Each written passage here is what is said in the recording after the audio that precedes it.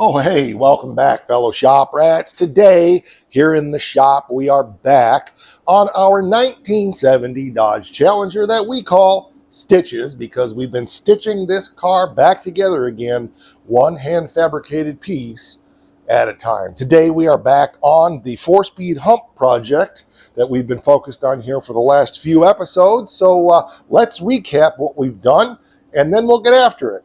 I'm Mike, and you're watching My Car Shop. Oh yeah, by the way, my buddy Chris is going to be here soon, and he'll probably be joining me in this project.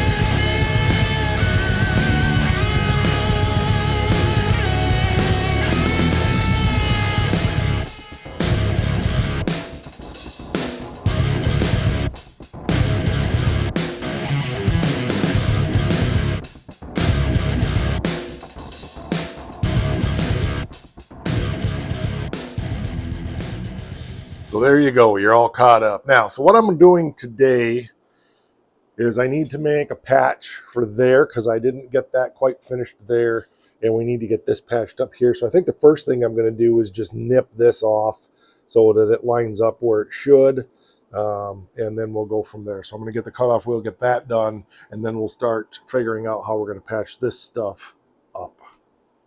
So there's our first patch right there we're going to get done. And this guy showed up, so he's going to weld it up because he loves doing sheet metal. And that's the piece that's going in that spot right there.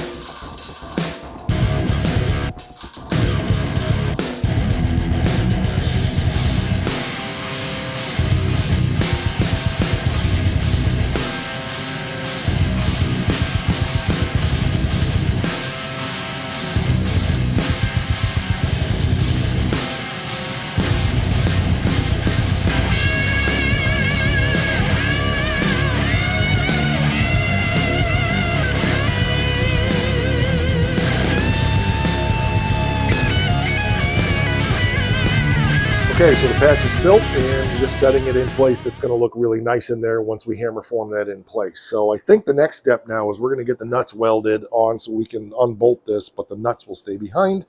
Then we can work on this and get that installed.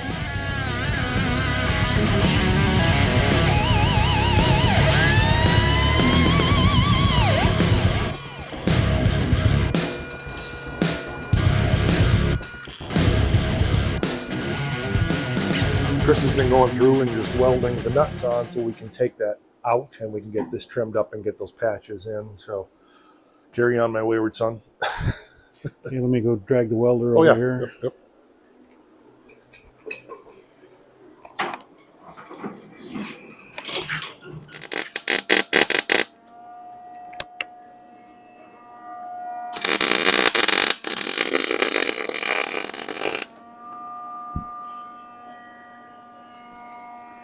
A lot easier to see. I need to get my helmet repaired.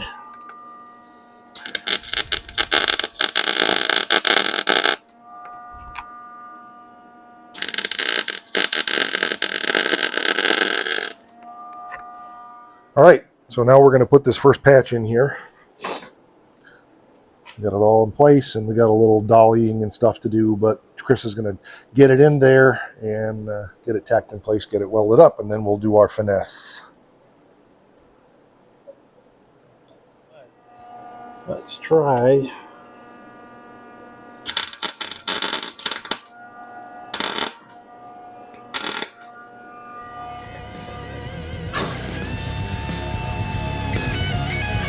I got that one either, but that should be enough.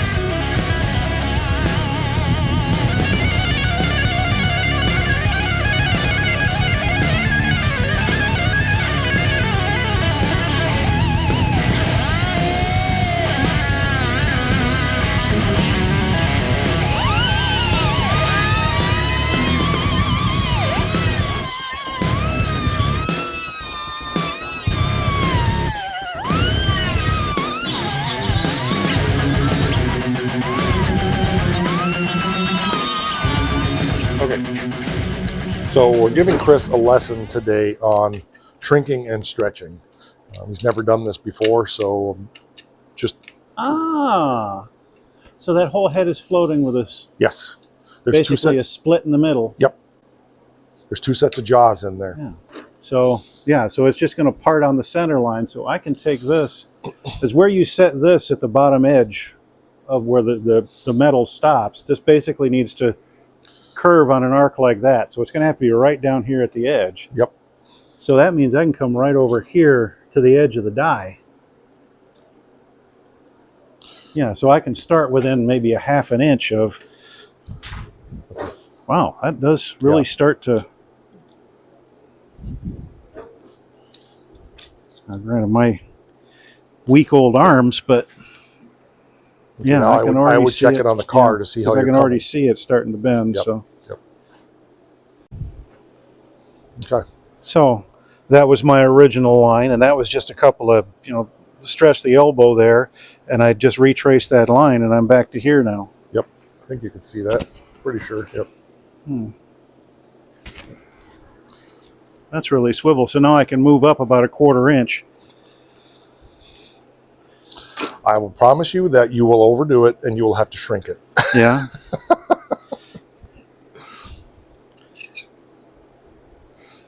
Well, what I'm trying to do is do it slowly so I can walk up to that point of having to shrink it. As many years as I've been doing overshooting. Yeah, as many years as I've been doing it, I still end up having to shrink it.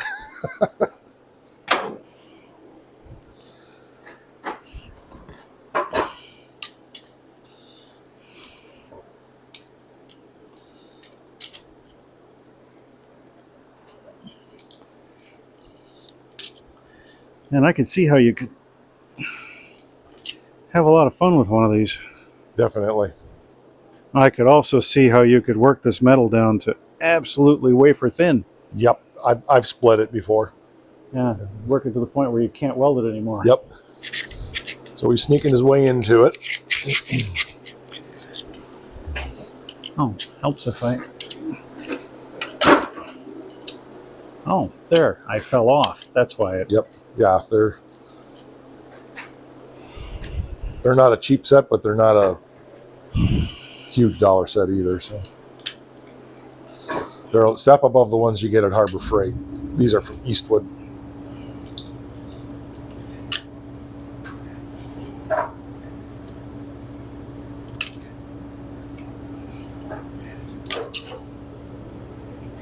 Yeah, that's real interesting. How just keeping it in your hand as you walk it, you can feel it form. Yep. Okay, so what do you think we got to do now on that? I just locked this in place to see how it fit. I'm thinking this is stretching nicely, but this end is in the way and I can't get it actually up into position. I'm thinking start shrinking that and turn it back this way so this will drop in place. Okay. What I would do, you're close. What I would do... I was going to say, you're kind of silent there. So yeah, I had to think. I probably wouldn't do it way up here. I would do it in this area here.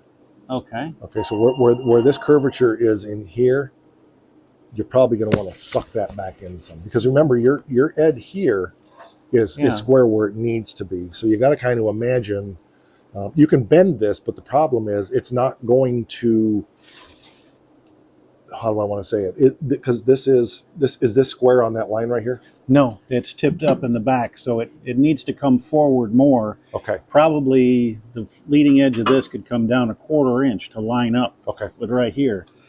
Actually, yeah, that what you're saying makes sense, that I need to start actually shrinking it back in here. Yep.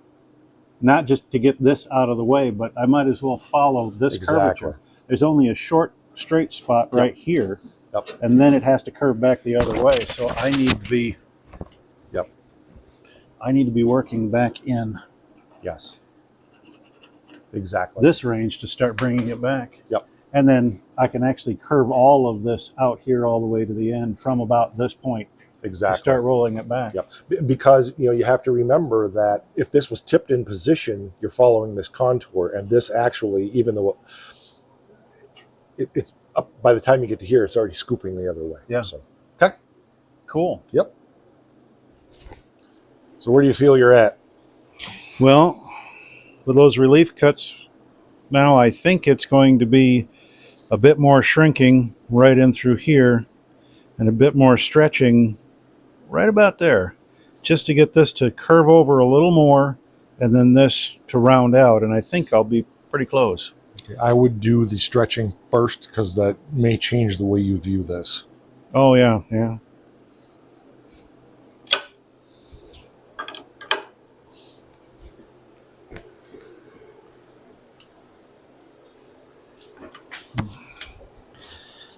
There we go.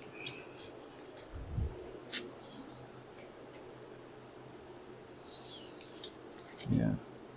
So let's start with,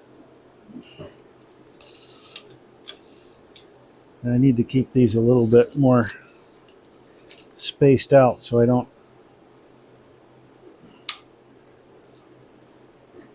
there. Yeah, I can feel that's getting a lot thinner because now I can grace it with my thumbs. Yeah, that's only 20 gauge. It's not real heavy stuff, but that's trying to use something heavier than 20 in a shrinker and a stretcher. You can do it, but you almost need one of the bigger units than this. So I would try that on the car before you do your shrinking. Yeah. Just to be sure, because there's one other thing that may be holding you up you don't realize yet, but now that you've done this, that'll show itself. So okay. Okay, what do you see? Well, I'm landing right up here in this corner, and it almost looks like this end could be twisted, that the whole thing needs to... Well, if you grace this right here, we could take this back out. That might fill up my gaposis there.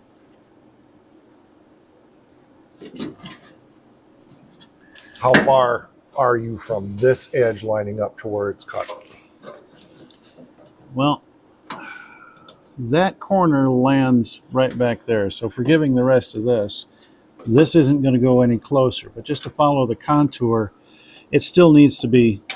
Yeah, but I don't think you're understanding my point here. Is we cut this off in here. So just like, so this actually gets cut off way down here. Ah, okay. Or does it? You know. Well, there's... Yeah. So yeah, that can be welded over. But yeah, okay, yeah, that makes sense that we've still got a lot. We've got a bunch more than what we need. Right. That's what I would start shortening it down to get it into position. So when you're right in here where you need to be, now you're getting all that excess material out of the way, so this can drop in where it needs to. Okay. There's no point in doing all that bending up there. Yeah, so that will be back there. Yeah, and that would actually, I can see that would put me back about 1/4 inch further, and that would take off all of that gap. Yep. If this were taken off even just straight across, probably right up in there at least. That's what I was kind of hinting at before, but I wanted you to get this bent one more time first. Oh, well, because we wanted it, we're close. We're not far off, but we just got to, get it kind of in there where it needs to be. So, well, if I can make a suggestion for future, I'm male. If you're going to make a hint, you better do it with a sledgehammer or a piece of wood. So if I held up a red octagon sign and said, if you really knew me, you'd know what you should do right now, that wouldn't mean anything. I'd have to say, stop! Yes. Yes, because otherwise it's just stop teasing our Polacks. So here's what he's got. He did good. So right down here we meet that original straight edge Okay. sheet. So all we got to do is just trim that down so it drops in, so it's a flush fit like down here. But we need to put the hump in next to see what kind of weird stuff we're going to have to do. Yeah, exactly. So we're going to give you a demo on how to cut curves with a grinding wheel. One of the biggest mistakes people make, and I'm telling them this as much as you, I think you already know this, is when they cut stuff with a cutoff wheel, is they get in there and they just hog it right down to the bottom. That wears these things out like crazy. You want to, every time you're cutting sheet metal with one of these, you want to use just the very edge. Well, that'd be easier to. Right. So when you're doing a curve, it's the same thing. You start here, whatever you're comfortable with, we can put the handle on it and just follow that curvature around. You're not trying to cut through all the way. You're just going thin little slices, right? Once you get a channel in there, that's easy. So you're just going back and forth. And so each time you cut, it's just taking, a few mil off each time, and eventually it just falls off. I would take this all the way down, I wouldn't, because we can just do a sharp corner here. But that's all you do is, and you can't come this way because you can't see what you're doing because of the sparks. So sometimes it's helpful to find a way to anchor yourself, like this, and just follow that contour like so. Okay. Okay. You want a handle? Yeah, if there's one. Yep. Okay, we'll get it. I guess you're going to have to go without the handle. I can't find it, so it'll show up. But you want a face shield?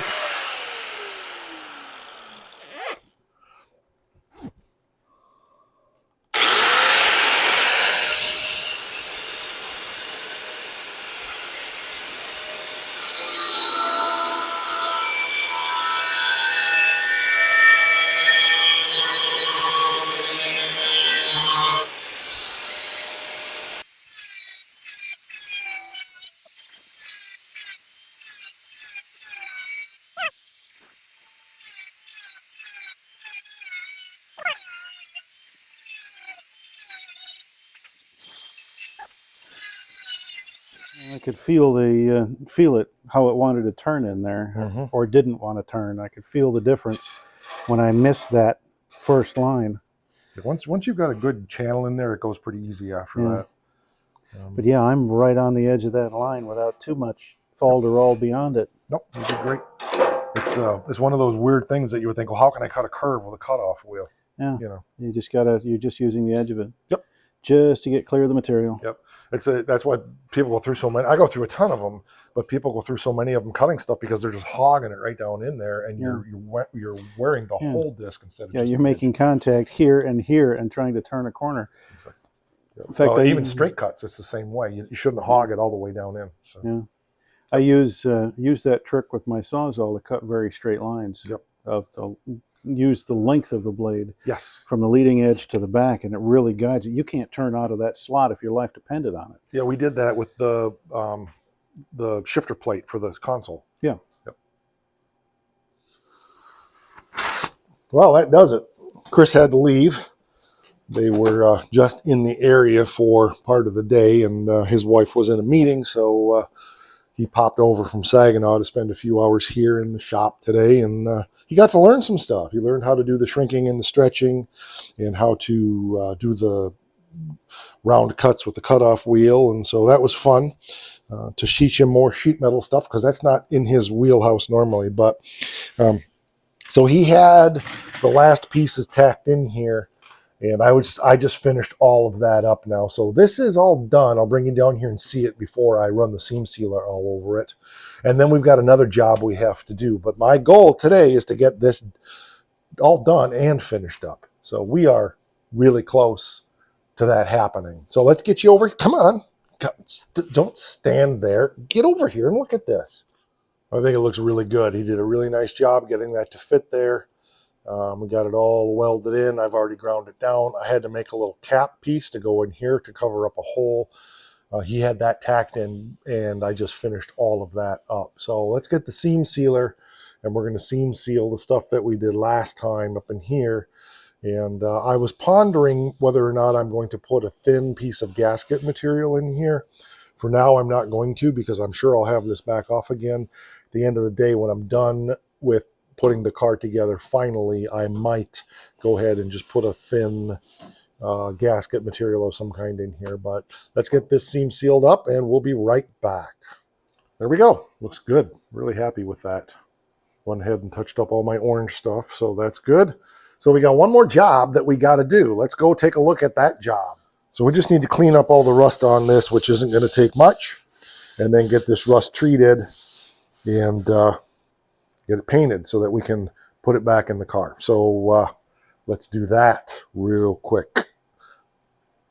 I guess there's nothing really exciting here to see, so I'm going to put you guys charging because my battery's dying, and I'll get this done and I'll bring you back over here in a minute. We got a lot more we're going to keep doing, so don't go away. All right, here's the big reveal.